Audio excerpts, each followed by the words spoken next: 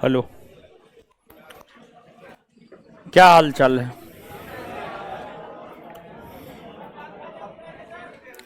हाय, पंखा वो खराब हो गया है। खराब हो गया वो। अरे वो पंखा खराब है जी।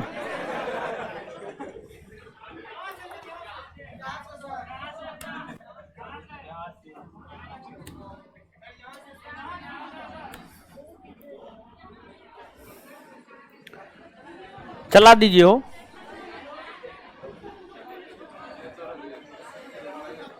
तो आप लोग अपना मत चलाइए, वो चला दीजिए।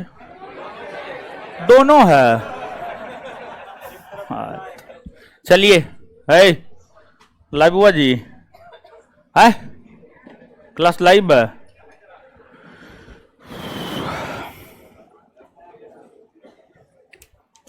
अब शांत हो जाइए।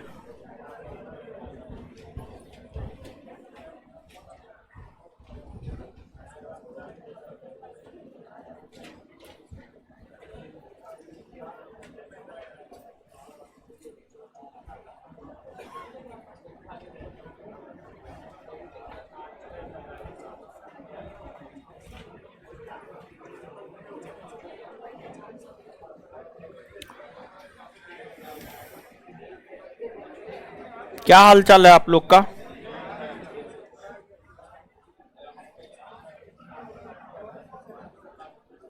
क्लास लाइव कहाँ है जी?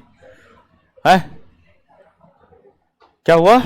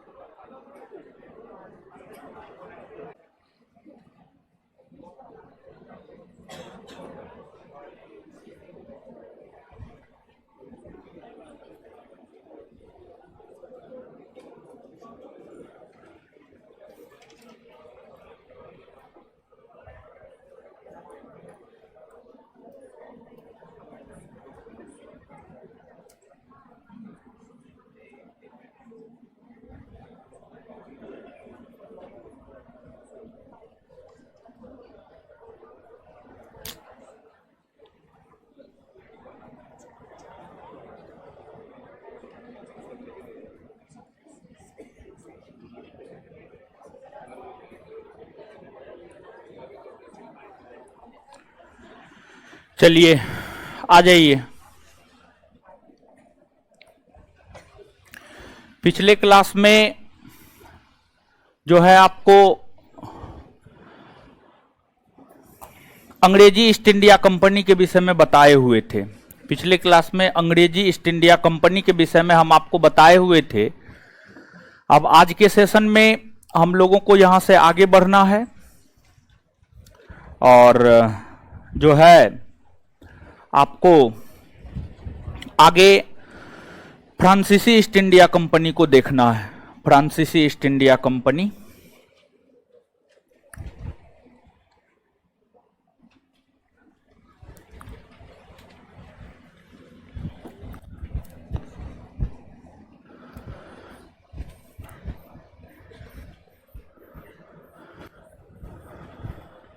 फ्रांसीसी ईस्ट इंडिया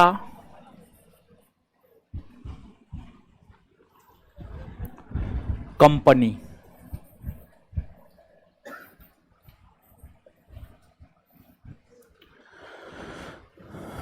फ्रांसीसी ईस्ट इंडिया कंपनी, देखिए आपको जिस प्रकार से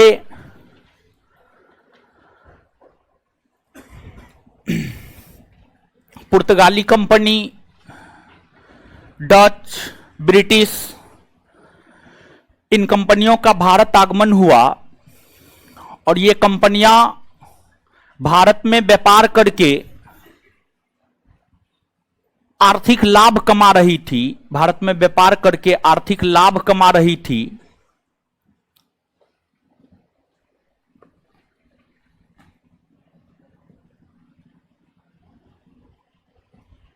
इसलिए फ्रांसीसियों ने भी यह सोचा कि जब हमारे ही आसपास के देश की कंपनियां भारत के साथ व्यापार करके आर्थिक लाभ कमा रही है, तो हम क्यों नहीं कमा सकते हैं। जैसे आपके परिवार में कोई अगर दरोगा बना होगा तो आप ये सोचे होंगे कि जब वो बन सकता है तो हम क्यों नहीं बन सकते हैं। सिर्फ इतना सोचने मात्र से आप नहीं बन जाइएगा, बल्कि जितना मेहनत सामने वाले ने किया है उतना मेहनत अगर आप भी करेंगे तभी आप बन पाएंगे, अदरवाइज नहीं बन पाएंगे। तो देखा देखी में, और जो देखा देखी में काम करता है ना, वो जीवन में सफल नहीं होता है। 100% है कि असफल ही होगा, सफल होने का कोई चांस ही नहीं है। तो जो फ्रांसीसी ईस्ट इंडिया कंपनी थी वो देखा देखी में स्थापित हुई, इसलिए फ्रांसीसी ईस्ट इंडिया कंपनी भारत में सफल नहीं हो पाई। तो फ्रांसीसी ईस्ट इंडिया कंपनी की स्थापना को देखेंगे, उसके बाद फिर वो कंपनी सफल क्यों नहीं भारत में हो पाई उसको भी हम लोग देखेंगे।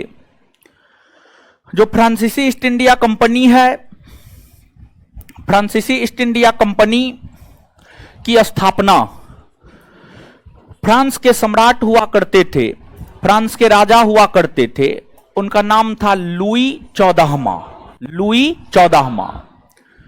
फ्रांस के सम्राट लुई 14वां के शासनकाल के दौरान उनके वित्त मंत्री कोलबर्ट थे। उनके जो वित्त मंत्री थे, उनके वित्त मंत्री का नाम था कोलबर्ट। लुई 14वां के वित्त मंत्री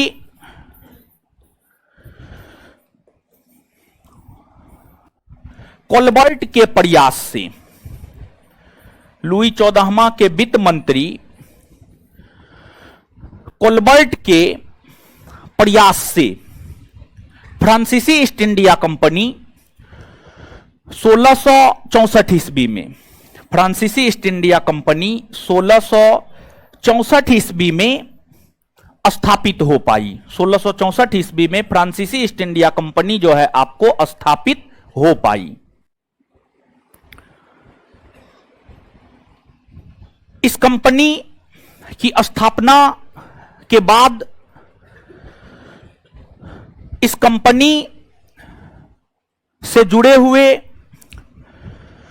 जो भी व्यापारी थे, सभी व्यापारियों ने तय किया कि अब हम लोगों को भारत जाना है और भारत जाकर के जो है व्यापार करना प्रारंभ करना है, भारत जाकर के व्यापार करना प्रारंभ करना है।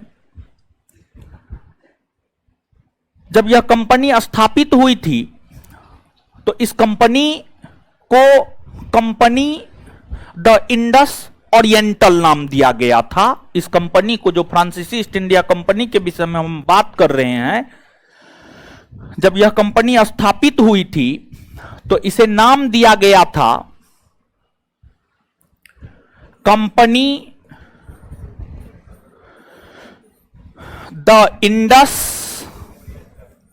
ओरिएंटल।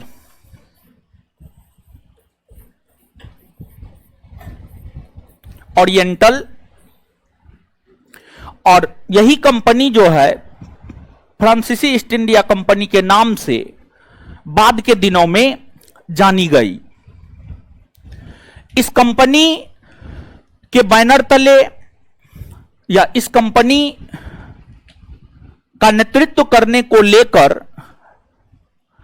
फ्रैंकोइस केरो को भेजा गया। फ्रैंकोइस केरो 1667 ईस्वी में एक व्यापारिक दल के साथ, एक फ्रांसीसी व्यापारिक दल के साथ फ्रैंकोइस केरो भारत पहुंचे और भारत पहुंचने के बाद फ्रांसीसी ईस्ट इंडिया कंपनी ने अपना व्यापारिक कोठी खोलना प्रारंभ किया।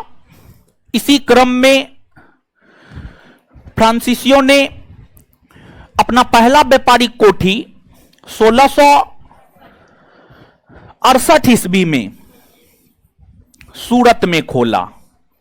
1668 ईस्वी में सूरत में खोला। 1668 ईस्वी में सूरत में खोला। सूरत में पहली व्यापारिक कोठी फ्रांसीसी ईस्ट इंडिया कंपनी की खोली गई और फिर व्यापार होना प्रारंभ हुआ। सूरत भारत के पश्चिमी तट पर है। सूरत गुजरात में है और यह भारत का पश्चिमी भाग है, भारत का पश्चिमी तट है। सूरत में व्यापारिक कोठी खोलने के बाद फ्रांसीसियों ने यह सोचा कि हमें भारत के पूर्वी तट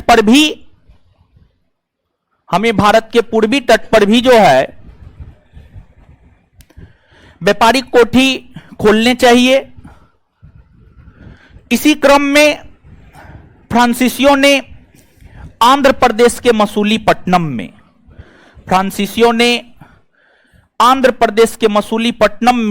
1669 ईस्वी में दूसरी व्यापारिक कोठी खोली। हो सकता है नोट में 1609 हो।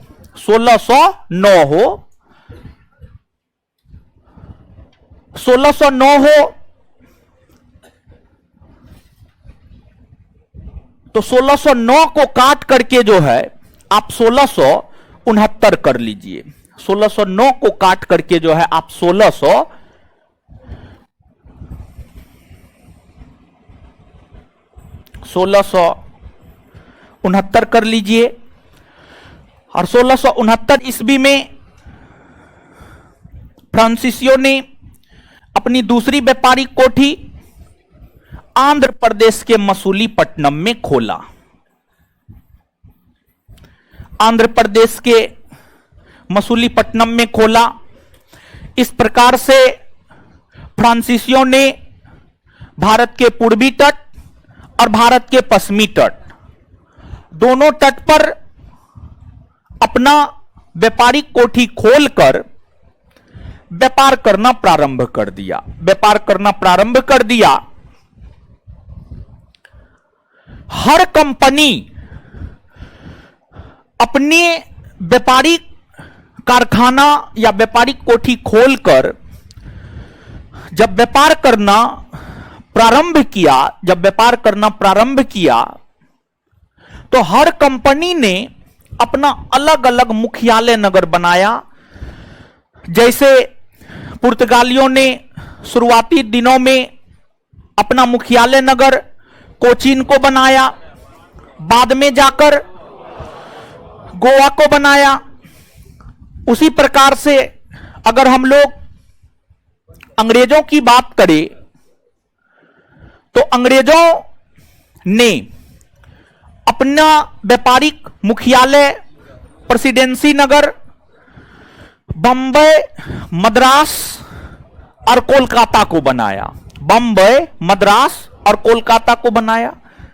पहले बंबई कहा जाता था, आज मुंबई कहा जाता है। पहले बंबई ही कहा जाता था। उसी प्रकार से जो फ्रांसीसी है, फ्रांसीसियों ने अपना मुख्यालय नगर पांडिचेरी को बनाया। फ्रांसीसियों ने अपना मुख्यालय नगर जो है पांडिचेरी को बनाया।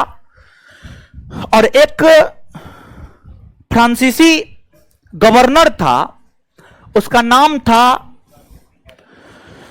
Francis Martin. Francis Martin, Francis Martin ने ही, फ्रांसिस मार्टिन ने ही पांडिचेरी को बसाया। पांडिचेरी को बसाया और पांडिचेरी को बसा करके उसे अपना मुख्यालय नगर बनाया। ध्यान रहे, जिस प्रकार से जो मुंबई है, मुंबई के संस्थापक गेराल्ड अंगियार, कोलकाता के संस्थापक जॉब चार्नक, उसी प्रकार से जो पांडिचेरी है, पांडिचेरी की स्थापना फ्रांसिस मार्टिन के द्वारा किया गया। पांडिचेरी की स्थापना जो है फ्रांसिस मार्टिन के द्वारा किया गया। और फ्रांसिस मार्टिन ने पांडिचेरी की स्थापना कर पांडिचेरी को फ्रांसीसियों के मुख्यालय नगर के तौर पर स्थापित किया। इतना ही नहीं, जो बंगाल था ना, बंगाल को जब आप देखेंगे तो 17वीं और 18वीं सदी में, 17वीं और 18वीं सदी में भारत के संपन्न प्रांतों में बंगाल का नाम आता था। भारत के समृद्ध प्रांतों में बंगाल का नाम आता था, जिस वजह से हर यूरोपीय कंपनी अपने आप को बंगाल निश्चित तौर पर ले जाना चाहता था। इसी क्रम में फ्रांसीसियों ने भी यह योजना बनाया कि हमें भी अपने आप को बंगाल में स्थापित करने हैं, हमें भी अपने आप को बंगाल में स्थापित करने हैं। इसी को लेकर फ्रांसीसियों ने बंगाल के नवाब 17वीं सदी में शाइस्ता खां हुआ करते थे। आप याद कीजिए 1651 में शाइस्ता खां ने अंग्रेजों को हुगली में व्यापारिक कोठी खोलने की अनुमति दी। शाइस्ता खां नहीं, शाहसूजा। तो जो फ्रांसीसी थे, फ्रांसीसियों ने भी बंगाल के नवाब से एक क्षेत्र किराया पर लिया और वहीं पर फ्रांसीसियों ने एक बस्ती को स्थापित किया, जो बस्ती इतिहास में चंद्रनगर के नाम से जाना जाता है। जो बस्ती इतिहास में चंद्रनगर के नाम से जाना जाता है। जैसे बंगाल में अंग्रेजों ने कोलकाता को अपना एक व्यापारिक केंद्र बिंदु बनाया, उसी प्रकार से फ्रांसीसियों ने बंगाल के भीतर चंद्रनगर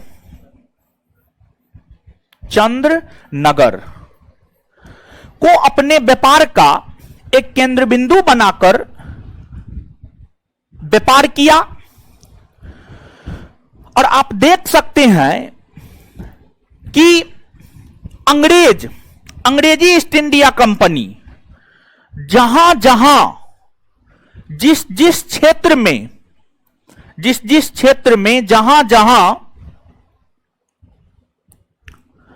अपनी व्यापारिक कोठी खोलकर व्यापार करना शुरू किया था, उन्हीं स्थलों पर फ्रांसीसियों ने भी अपना व्यापारिक कोठी खोलकर व्यापार करना प्रारंभ किया। जैसे आप याद कीजिए, अंग्रेजों ने सबसे पहले सूरत में खोला, फिर मसूलीपट्टनम में खोला, फिर अन्य स्थलों पर अंग्रेजों ने अपने व्यापारिक कोठी खोले, फिर अंग्रेज बंगाल भी गए। फ्रांसीसी को भी आप देख सकते हैं, फ्रांसीसियों ने भी सूरत में खोला, मसूलीपट्टनम में खोला और फिर बंगाल पहुंच गए। फिर बंगाल पहुंच गए। जैसे एशिया महादेश में वर्तमान परिदृश्य में आप यह देख सकते हैं कि भारत और पाकिस्तान एक दूसरे का कट्टर दुश्मन है, एक दूसरे का कट्टर दुश्मन है। वैसे ही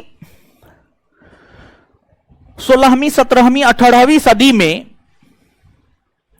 यूरोप महादेश में दो देश एक दूसरे का कट्टर दुश्मन था। दो देश एक दूसरे का कट्टर दुश्मन था। दोनों घोर प्रतिद्वंदी था। दोनों घोर प्रतिद्वंदी था।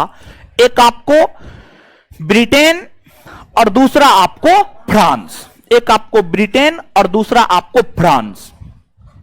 ये दोनों यूरोपीय कंपनी, ये दोनों यूरोपीय कंपनी काफी प्रतिद्वंदी यूरोपीय कंपनी थी।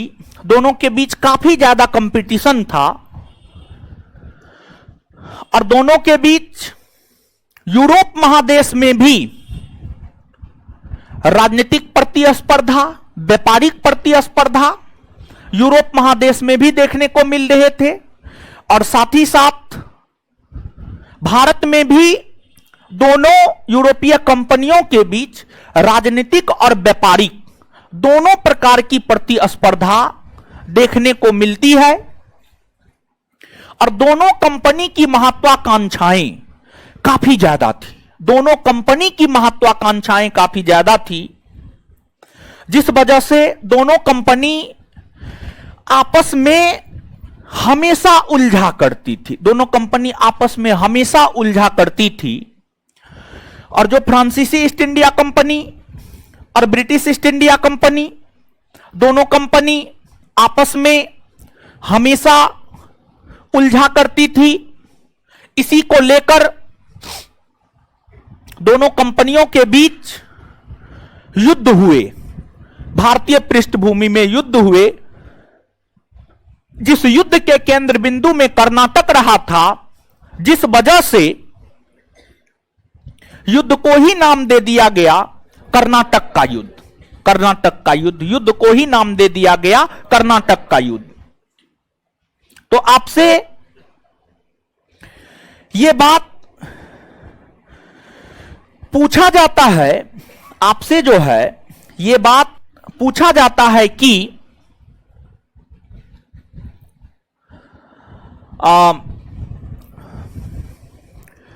कर्नाटक का युद्ध किन दो यूरोपीय कंपनियों के बीच हुआ है? कर्नाटक का युद्ध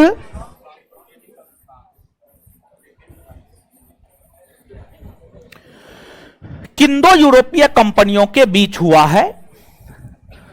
तो इसका सीधा सा उत्तर आप दे सकते हैं कि जो कर्नाटक का युद्ध है, जो कर्नाटक का युद्ध है, कर्नाटक का युद्ध अंग्रेजी ईस्ट इंडिया कंपनी और फ्रांसीसी ईस्ट इंडिया कंपनी के बीच हुआ। अंग्रेजी ईस्ट इंडिया कंपनी और फ्रांसीसी ईस्ट इंडिया कंपनी के बीच हुआ। कर्नाटक के टोटल 3 युद्ध हुए हैं। प्रथम कर्नाटक का युद्ध, द्वितीय कर्नाटक का युद्ध, तृतीय कर्नाटक का युद्ध।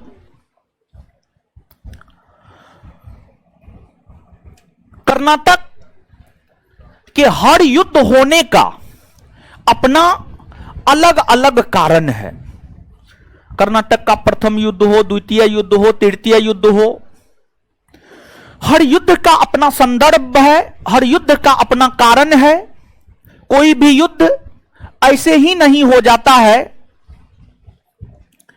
तो सबसे पहले हम लोग बात करते हैं प्रथम कर्नाटक युद्ध की। प्रथम कर्नाटक युद्ध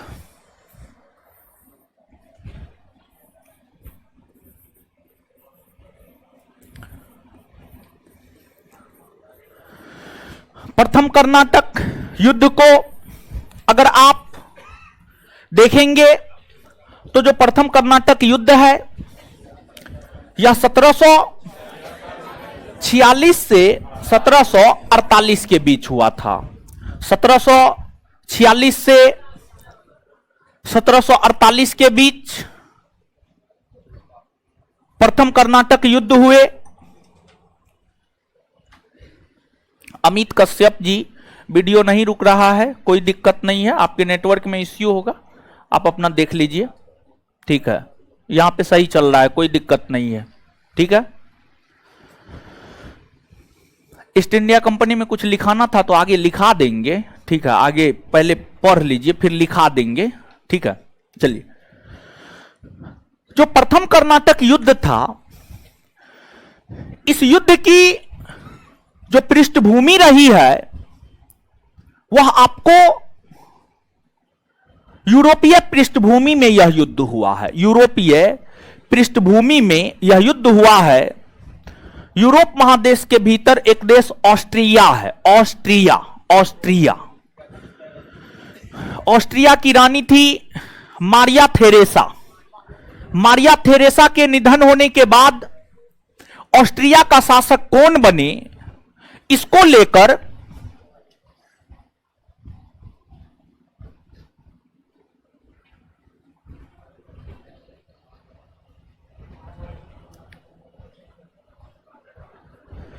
मारिया थेरेसा को लेकर जो है, मारिया थेरेसा का जब निधन हो गया, मारिया थेरेसा का जब निधन हो गया, तो मारिया थेरेसा के निधन होने के बाद, मारिया थेरेसा के निधन होने के बाद जो है ऑस्ट्रिया का उत्तराधिकारी कौन बने, उसको लेकर, ऑस्ट्रिया का उत्तराधिकारी कौन बने उसको लेकर फ्रांस और ब्रिटेन यूरोप महादेश में लड़ रहा था। फ्रांस और ब्रिटेन यूरोप महादेश में लड़ रहा था, जिसको ऑस्ट्रिया का उत्तराधिकारी युद्ध कहा गया। और ऑस्ट्रिया के उत्तराधिकारी युद्ध से ही प्रथम कर्नाटक युद्ध प्रभावित था। प्रथम कर्नाटक युद्ध जो है ऑस्ट्रिया के उत्तराधिकारी युद्ध से प्रभावित था।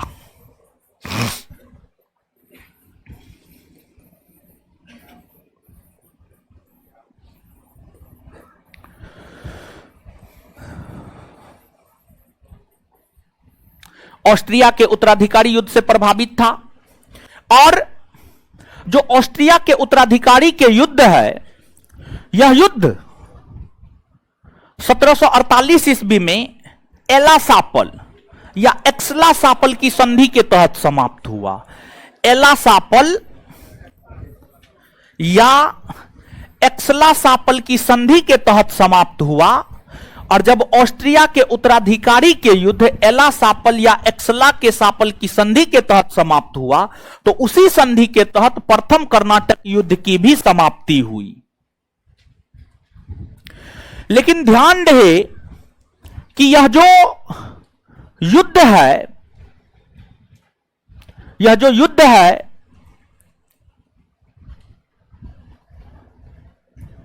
अरे नहीं रुक रहा है, अजीब बात करते, रुक रहा है जी, है नहीं रुक रहा है। देखिए हम स्वयं देख रहे हैं, आप लोग अजीब बात करते हैं, आपका नेटवर्क इश्यू रहता है फिर भी जो है नौटंकी बतियाते हैं, समझे। रुक रहा है तो लाइव क्लास छोड़ दीजिए करना, रिकॉर्डेड जब अपलोड हो जाएगा ना तो जाकर के कर लीजिएगा, क्या दिक्कत है, ठीक है। रुक नहीं रहा है यहां से।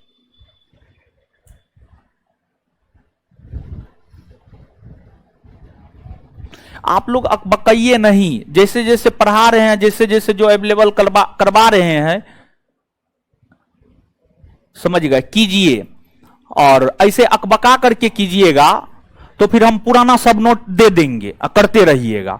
हम सोच रहे हैं कि जब टाइम है, सफिशिएंट टाइम है, अभी वैकेंसी भी नहीं आया है, तो नोट सबको हम अपडेट कर रहे हैं, समझे। क्या बताएं, एकदम बकचोद स्टूडेंट सब आ गया है, समझ गए। हे ही दे दीजिए, हेऊ दे दीजिए, जितना दिए हैं उतना तो याद होगा नहीं, समझ गए।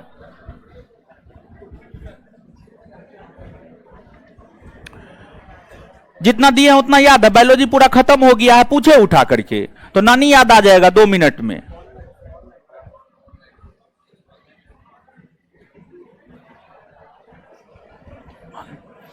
आगे समझिएगा, आराम से जैसे जैसे दे रहे हैं, हर मटेरियल को सोच रहे हैं अपडेट करके दे, तो हे ही अपलोड कर दीजिए, हे वो अपलोड कर दीजिए। जो चल रहा है बस वही अपलोड होगा, जो नहीं चल रहा वो अपलोड नहीं होगा। कल केमिस्ट्री का क्लास नहीं हुआ है, समझ गए। कल जो है क्वेश्चन आंसर हुआ था, क्वेश्चन आंसर का वीडियो अपलोड है, जाकर के देखिए, समझ गए। क्वेश्चन आंसर का वीडियो अपलोड है, जाकर के देखिए। अब समझिएगा आप, ये तो प्रथम कर्नाटक युद्ध जो है ऑस्ट्रिया के उत्तराधिकारी युद्ध से प्रभावित है। इस युद्ध की समाप्ति एल्ला-सापल या एक्सला-सापल की संधि के तहत हुआ है, और उसी संधि के तहत इस युद्ध की समाप्ति हो गई है। ये तो ठीक है, समझ गए, ये तो ठीक है। लेकिन भारत में इस युद्ध के होने का कारण क्या है? भारत में इस युद्ध के होने का कारण क्या है? तो भारत में इस युद्ध के होने का कारण यह है कि जो है एक फ्रांसीसी जहाज था, समझिए, एक फ्रांसीसी जहाज था, फ्रांसीसी जहाज।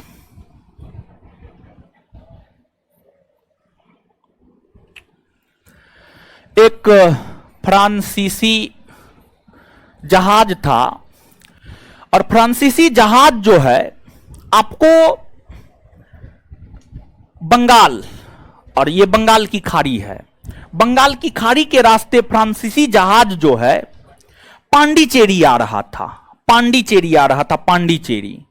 और पांडिचेरी जो है तमिलनाडु के तट पर है, यहां पर है पांडिचेरी को ही आज के डेट में जो हम लोग पुडुचेरी कहते हैं, पांडिचेरी को ही आज के डेट में हम लोग क्या कहते हैं? पुडुचेरी, पुडुचेरी कहते हैं, ठीक है, पुडुचेरी कहते हैं।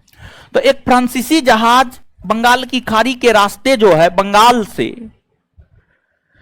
आ रहा था पांडिचेरी या पुडुचेरी। लेकिन उस फ्रांसीसी जहाज को अंग्रेज अधिकारी बर्नौट ने लूट लिया, अंग्रेज अधिकारी बर्नौट ने लूट लिया। तो यह जो प्रथम कर्नाटक युद्ध है, इसका जो तात्कालिक कारण है, इसका जो तात्कालिक कारण है, इसका तात्कालिक कारण, इसका तात्कालिक कारण आपको अंग्रेज अधिकारी बर्नौट के द्वारा, अंग्रेज अधिकारी बर्नौट के द्वारा फ्रांसीसी जहाज को लूट लिया जाना,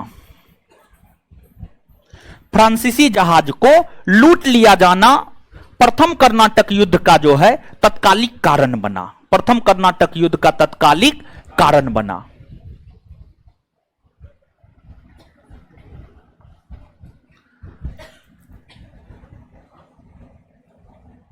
अब देखिएगा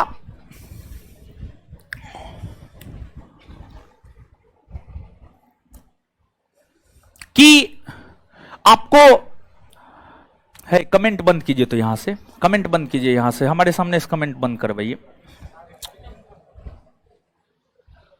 हाँ, रहने दीजिए। अब ये सब कुछ लोग जो है ना पढ़ने के लिए नहीं आता, उसको कमेंट करने से मतलब रहता है, समझ गए। फालतू का यहाँ पे हमारे सामने में कमेंट लगा दिया है, ठीक है। कमेंटे हम देखेंगे, हम पढ़ाएंगे क्या, समझ गए। तो कमेंट उमेंट जो है ना क्लास में बंद रखिए, जब पढ़ा रहे हैं कमेंट बंद करके रखिए, समझ गए।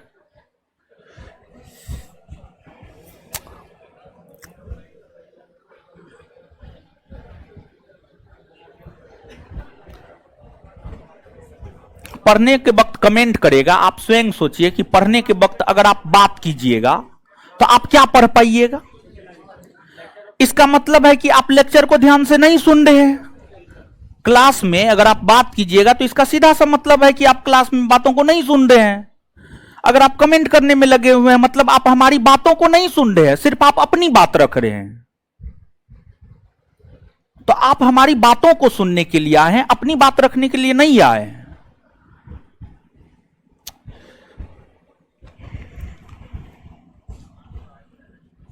पढ़िए महाराज पढ़िए, समझे।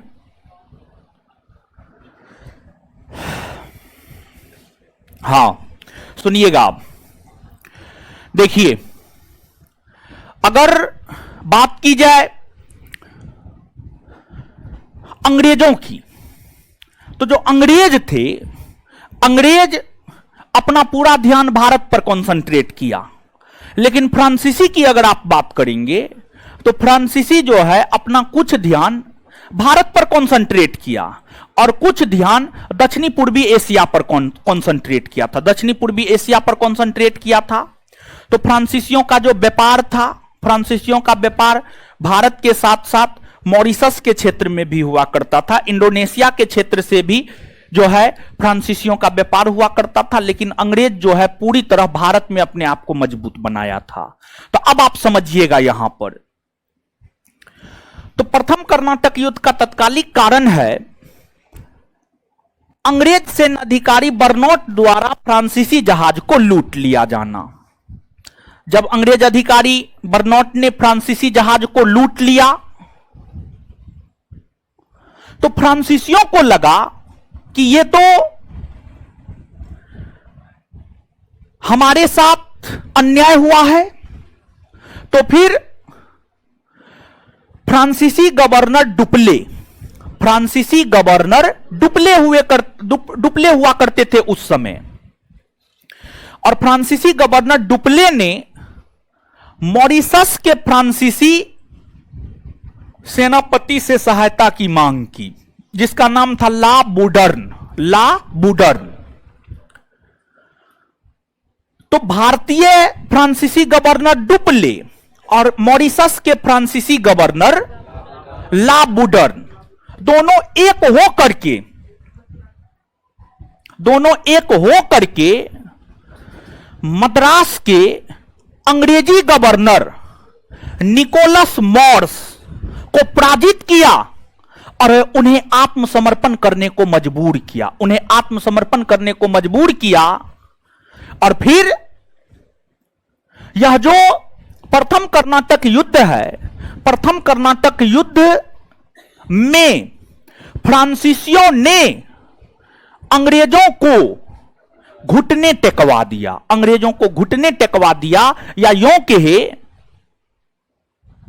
कि फ्रांसीसियों ने अंग्रेजों को आत्मसमर्पण करने को मजबूर किया, आत्मसमर्पण करने को मजबूर किया। और फिर अंग्रेज फ्रांसीसियों के समक्ष आत्मसमर्पण किए, भारत में आत्मसमर्पण किए। और ध्यान रहे कि इस प्रथम कर्नाटक युद्ध के दौरान सेंट थॉमे नामक स्थान पर यह युद्ध लड़ा गया था, जिस वजह से इस युद्ध को इतिहास में सेंट थॉमे का युद्ध भी कहा जाता है। जो प्रथम कर्नाटक युद्ध है, प्रथम कर्नाटक युद्ध को इतिहास में सेंट थॉमे का युद्ध भी कहा जाता है, सेंट थॉमे।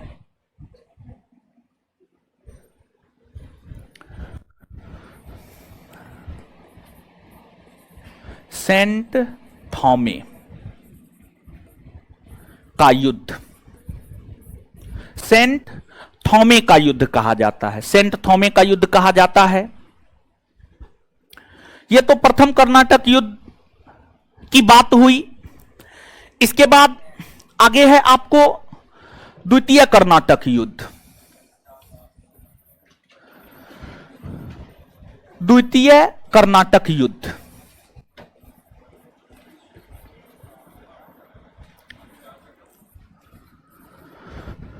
द्वितीय कर्नाटक युद्ध को अगर आप देखेंगे तो जो द्वितीय कर्नाटक युद्ध है यह आपको 1749 से लेकर 1749 से लेकर 1754, 1749 से लेकर 1754। नोट में एक जगह 1749 से 56 होगा और नोट में एक जगह 1749 से 54 होगा। तो आप देख लीजिएगा 1749 से 54 होगा। 1749 से 54 जो है होगा, जहां पर 56 तक है वहां पर काट करके जो है आप अपना 54 कर लीजिएगा। द्वितीय कर्नाटक युद्ध, अब सुनिएगा, द्वितीय कर्नाटक युद्ध की जो पृष्ठभूमि रही है वह भारतीय पृष्ठभूमि रही है। द्वितीय कर्नाटक युद्ध की जो पृष्ठभूमि रही है वह भारतीय पृष्ठभूमि रही है। और जिस समय यह युद्ध हुआ है उस समय भारत में छोटे छोटे राज्य हुआ करते थे, जिसे क्षेत्रीय राज्य कहा जाता था। क्षेत्रीय राज्यों के अंतर्गत हैदराबाद था, कर्नाटक था, बंगाल था, अवध था, मैसूर था। हां, मैसूर था। अगला चैप्टर हम लोग जो 18वीं सदी का भारत पढ़ेंगे, 18वीं सदी के भारत नामक चैप्टर में हैदराबाद, अवध, बंगाल, मैसूर, इन सभी क्षेत्रीय राज्यों को पढ़ेंगे। इन सभी क्षेत्रीय राज्यों को जो है पढ़ेंगे, तो इन सभी क्षेत्रीय राज्यों में ही जो है आपको एक कर्नाटक और एक आपको हैदराबाद, एक कर्नाटक और एक आपको हैदराबाद। जो द्वितीय कर्नाटक युद्ध है यह कर्नाटक के उत्तराधिकारी युद्ध और हैदराबाद के उत्तराधिकारी युद्ध से प्रभावित है। समझिएगा, जैसे जो प्रथम कर्नाटक युद्ध है वह ऑस्ट्रिया के उत्तराधिकारी युद्ध से प्रभावित है। ऑस्ट्रिया के उत्तराधिकारी युद्ध से प्रभावित है। उसी प्रकार से जो द्वितीय कर्नाटक युद्ध है, द्वितीय कर्नाटक युद्ध जो है आपको कर्नाटक के उत्तराधिकारी युद्ध और हैदराबाद के उत्तराधिकारी युद्ध से प्रभावित है। अंग्रेज कर्नाटक का नवाब अनवरुद्दीन को बनाना चाहता था। सॉरी, अंग्रेज, हाँ ठीक है, अंग्रेज कर्नाटक का नवाब अनवरुद्दीन को बनाना चाहता था। अंग्रेज कर्नाटक का नवाब अनवरुद्दीन को बनाना चाहता था। वहीं जो आपको फ्रांसीसी था वो कर्नाटक का नवाब उनके जीजा चंदा साहब को बनाना चाहता था। चंदा साहब को बनाना चाहता था। फिर अंग्रेज हैदराबाद का निजाम नासिर जंग को बनाना चाहता था। नासिर जंग। वही फ्रांसीसी हैदराबाद का निजाम मुजफ्फर जंग को बनाना चाहता था। मुजफ्फर जंग। तो जो द्वितीय कर्नाटक युद्ध है, द्वितीय कर्नाटक युद्ध 1749 से 54 के दौरान हुए और यह युद्ध कर्नाटक के उत्तराधिकारी युद्ध और हैदराबाद के उत्तराधिकारी युद्ध से प्रभावित था। देखिए, अगर अंग्रेज अपने मन मुताबिक अनवरुद्दीन और नासिर जंग को, अनवरुद्दीन को कर्नाटक का नवाब और नासिर जंग को हैदराबाद का निजाम बना देता, तो अंग्रेजों की मदद से ये लोग गद्दी पर बैठते, तो ये लोग व्यापारिक छूट किसको देते? अंग्रेज को देते। ये लोग व्यापारिक छूट किसको देते? अंग्रेज को देते। लेकिन अगर फ्रांसीसी की मदद से कर्नाटक के नवाब चंदा साहेब और हैदराबाद के निजाम मुजफ्फर जंग बनते, तो ये दोनों मदद किसको करते? फ्रांसीसी को। ये दोनों मदद किसको करते? फ्रांसीसी को करते। तो मतलब दोनों व्यापारिक कंपनी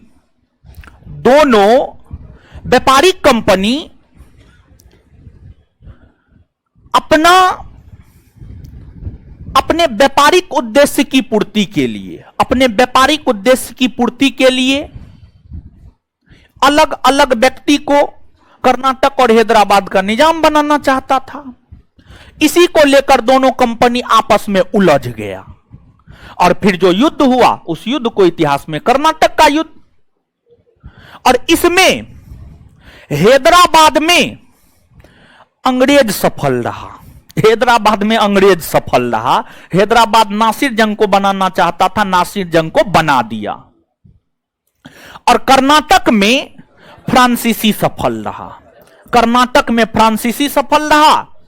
कर्नाटक में फ्रांसीसी चंदा साहब को बनाना चाहता था और चंदा साहब बन गए। मतलब एक क्षेत्रीय राज्य में अंग्रेजों का वर्चस्व हुआ हैदराबाद में, और एक में फ्रांसीसियों का वर्चस्व हुआ, कर्नाटक में फ्रांसीसियों का वर्चस्व हुआ। क्योंकि द्वितीय कर्नाटक युद्ध के दौरान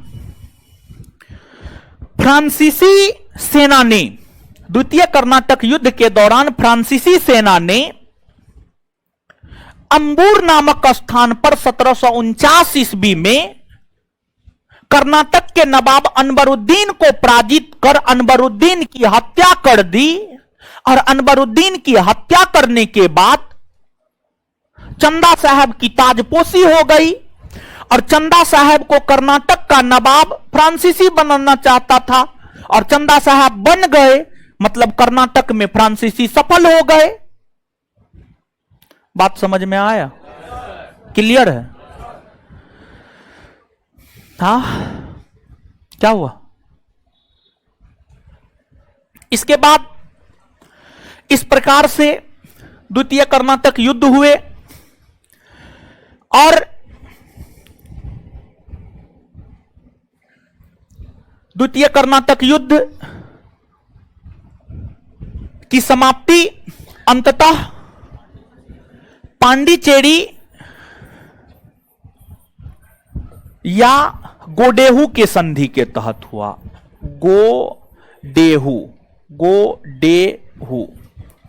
गोडेहू के संधि के तहत या पांडिचेरी के संधि के तहत द्वितीय कर्नाटक युद्ध की समाप्ति हुई। इसके बाद आपको तृतीय कर्नाटक युद्ध है। इसके बाद तृतीय कर्नाटक युद्ध है।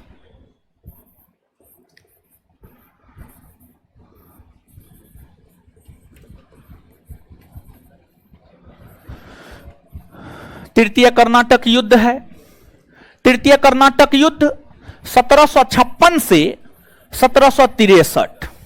नोट में एक जगह होगा 1757 से 63 और एक जगह होगा 1756 से 63। तो दोनों जगह 1756 से 63 आप कर लीजिए, 1756 से 1763 कर लीजिए, 1756 से 1763 कर लीजिए। कर लिए?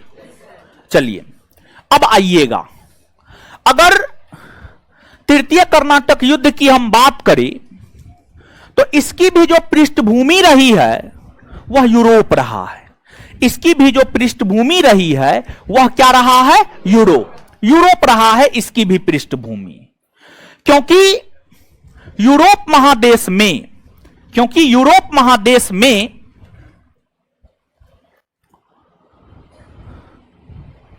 इंग्लैंड और फ्रांस के बीच सप्तवर्षीय युद्ध हो रहे थे। इंग्लैंड और फ्रांस के बीच वैश्विक स्तर पर सप्तवर्षीय युद्ध हो रहे थे। उसी सप्तवर्षीय युद्ध का विस्तार तृतीय कर्नाटक युद्ध है। मतलब जो तृतीय कर्नाटक युद्ध है यह आपको प्रभावित रहा है सप्तवर्षीय युद्ध से। जो सप्तवर्षीय युद्ध 1756 से 1763 के बीच ब्रिटेन और फ्रांस के बीच यूरोप महादेश में लड़े जा रहे थे, उसी सप्तवर्षीय युद्ध से तृतीय कर्नाटक युद्ध प्रभावित रहे हैं। और इस सप्तवर्षीय युद्ध की समाप्ति पेरिस के संधि के तहत हुई है, और इसी पेरिस के संधि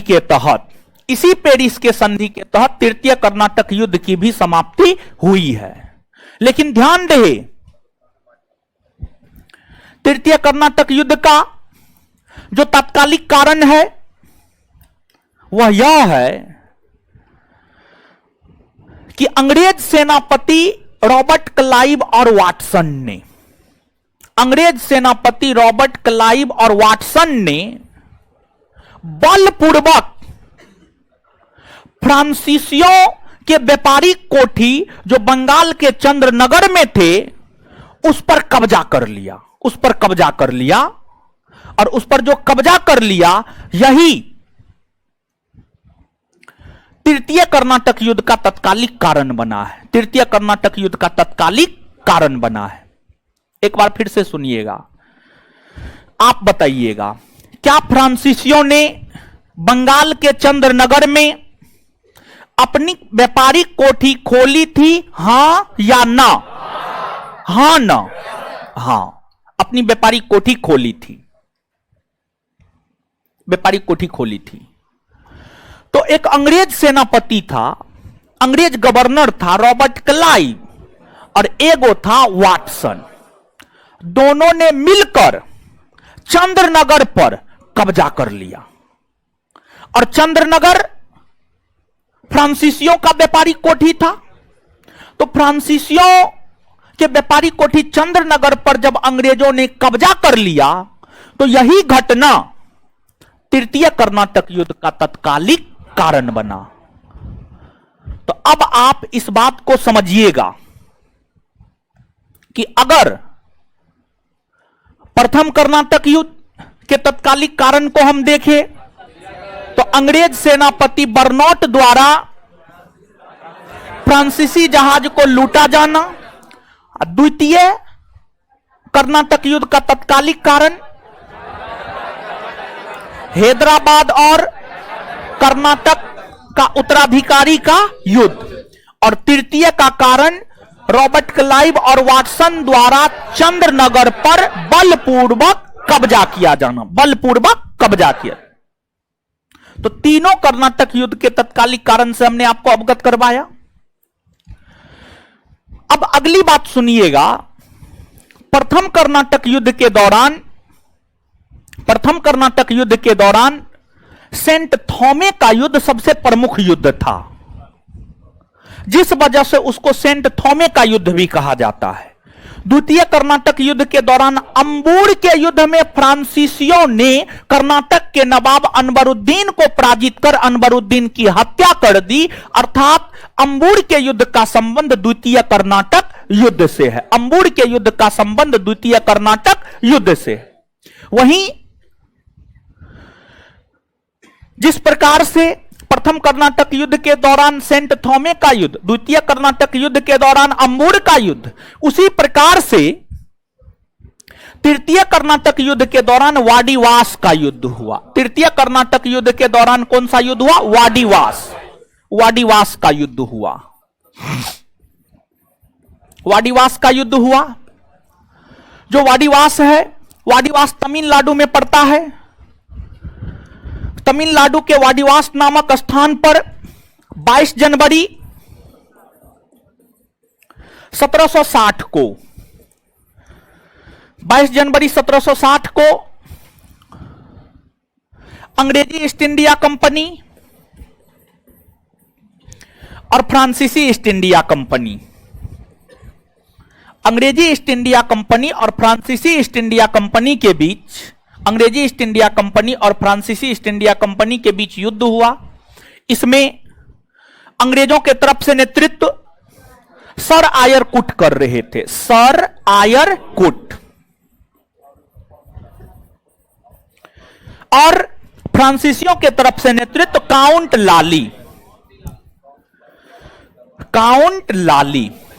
लाली कर रहे थे। इस युद्ध में आयरकुट की नेतृत्व वाली अंग्रेजी सेना की जीत हुई और काउंट लाली की नेतृत्व वाली फ्रांसीसी सेना की हार हुई। और फिर इस युद्ध से ही भारत में फ्रांसीसियों का पतन हो गया। फ्रांसीसियों का पतन हो गया। फ्रांसीसी सेनापति काउंट लाली को हिरासत में ले लिया गया और इन्हें इंग्लैंड भेज दिया गया और फिर 2 वर्ष तक कारावास में रखा गया और 2 वर्ष के बाद इन्हें फ्रांस को सौंप दिया गया और जब इन्हें फ्रांस को सौंपा गया तो उस समय फ्रांस के सम्राट लुई 16वां बन चुके थे। लुई 16वां ने काउंट लाली को फांसी पर लटका दिया। इसलिए फांसी पर लटका दिया कि आप तो हार गए, आप तो युद्ध में फ्रांसीसियों, आपके नेतृत्व में जब युद्ध हुआ तो फ्रांसीसियों की हार हुई, तो आप तो देशद्रोही हैं, समझ गए। तो इनको जो है फांसी पर लटका दिया गया। एक तो बेचारा युद्ध लड़ा, ऊपर से फांसियों पर लटका दिया गया। अब देखिएगा कि जो आपको फ्रांसीसी है, फ्रांसीसियों का भारत में पतन हो गया। फ्रांसीसियों का जो भारत में पतन हुआ है, उस पतन के पीछे कई सारे कारण हैं। पहला कारण, फ्रांसीसियों के पतन का पहला कारण तो यह है कि फ्रांसीसियों की जो नौसैनिक शक्ति थी वह अंग्रेजों की तुलना में कमजोर थी। भले प्रथम कर्नाटक युद्ध में फ्रांसीसियों ने अंग्रेजों को अपने समक्ष घुटने टेकने को मजबूर किया, यह अलग बात है, लेकिन जो फ्रांसीसियों की नौसैनिक शक्ति थी, फ्रांसीसियों की नौसैनिक शक्ति अंग्रेजों की तुलना में काफी कमजोर थी। एक कारण यह है। दूसरा कारण यह है, फ्रांसीसी ईस्ट इंडिया कंपनी सरकारी कंपनी थी, सरकारी कंपनी थी, और ब्रिटिश ईस्ट इंडिया कंपनी एक प्राइवेट कंपनी थी, एक प्राइवेट कंपनी थी। तो फ्रांसीसी ईस्ट इंडिया कंपनी जो कि सरकारी कंपनी थी, और सरकारी कामकाज लेट लतीफा से होता है, अब प्राइवेट कामकाज तुरंत हो जाता है, तुरंत हो जाता है। तो फ्रांस के भीतर स्थापित जो फ्रांसीसी ईस्ट इंडिया कंपनी थी, वो कंपनी निर्णय लेने में देरी कर देती थी, और ब्रिटिश ईस्ट इंडिया कंपनी तुरंत निर्णय ले लेती थी। अब जो देर से निर्णय ले रहा है, जो देर से पढ़ना शुरू कर रहा है, और जो पहले निर्णय ले रहा है, पहले पढ़ना शुरू कर रहा है, तो जो पहले आएगा वो ना पहले पाएगा, जो बाद में आएगा वो बाद में ना पाएगा, ये वाला बात है। तो फ्रांसीसी कंपनी एक सरकारी कंपनी थी जहां पर निर्णय देर से ली जाती थी। ब्रिटिश ईस्ट इंडिया कंपनी एक प्राइवेट कंपनी थी जहां पर निर्णय शीघ्र ले ली जाती थी। यह भी फ्रांसीसियों के भारत में पतन के कारण रहे हैं। और फिर जो फ्रांसीसी गवर्नर थे, उनके बीच आपसी सहयोग और समन्वय की भावना नहीं थी, लेकिन अंग्रेज गवर्नर, अंग्रेज अधिकारी, अंग्रेज कर्मचारी में आपसी सहयोग और समन्वय की भावना थी। मतलब फ्रांसीसी गवर्नर अगर कोई सूरत में है, कोई बंगाल में है, कोई मद्रास में है, तो ये तीनों अपना अलग अलग रास्ता देखता था, ये तीनों अपना अलग अलग रास्ता देखता था, और सब सरकार को दिखाने में लगा हुआ था, नहीं हम बढ़िया है तो हम बढ़िया है। लेकिन ब्रिटिश गवर्नर अगर मद्रास में है, अब बंगाल में कोई घटना हो गया, तो बंबई, मद्रास, बंगाल तीनों मिल करके, एक होकर के सामना करता था चीजों का। तो जो फ्रांसीसियों के बीच आपसी सहयोग और समन्वय की भावना थी, उसमें कमी थी। अब वहीं ब्रिटिशों के बीच इसकी कमी नहीं थी, बल्कि एक दूसरे को सहयोग करते थे। इसके बाद फ्रांसीसियों के पतन का अगला कारण यह रहा है कि फ्रांसीसियों ने अपने आप को सिर्फ भारत तक सीमित नहीं रखा, बल्कि दक्षिणी पूर्वी एशिया में भी अपने आप को ले गया। यह भी उनके पतन का एक कारण रहा है। और इसके बाद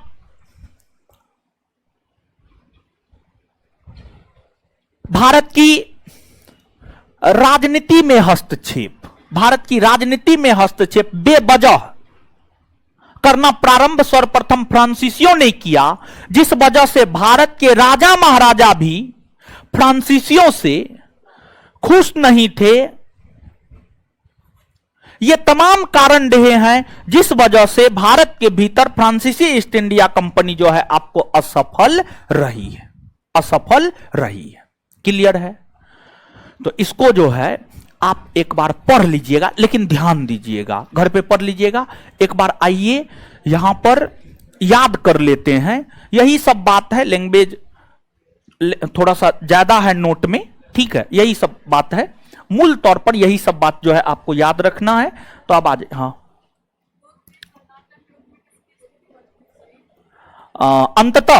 अंततः अंग्रेजों की स्थिति मजबूत रही, अंग्रेजों की स्थिति मजबूत रही।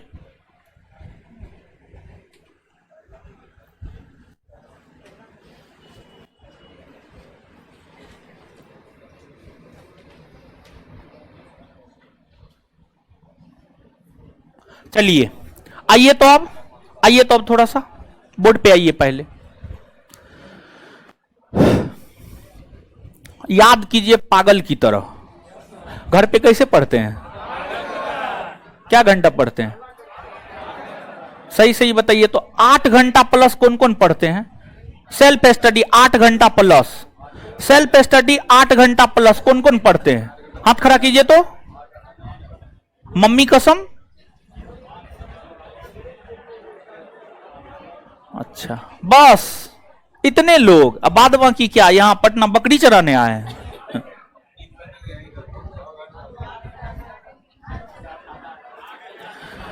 8 घंटा पढ़िए तब रिजल्ट होगा, नहीं तो रिजल्ट नहीं होगा। रिजल्ट क्या है? डगरा पर का बैगन है, हाथ पर का मूली है, कि गए 10 रुपया में जाके उठा लिए।